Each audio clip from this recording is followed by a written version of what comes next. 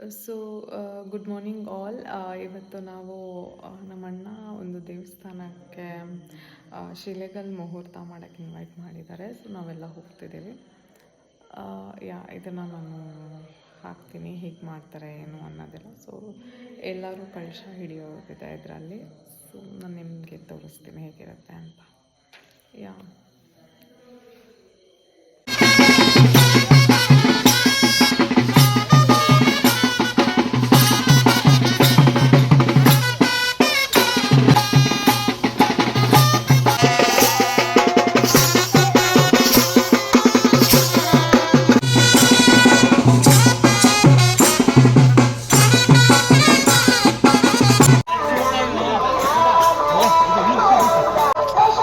ಒಂದು ಕಲೆ ಇಲ್ಲ.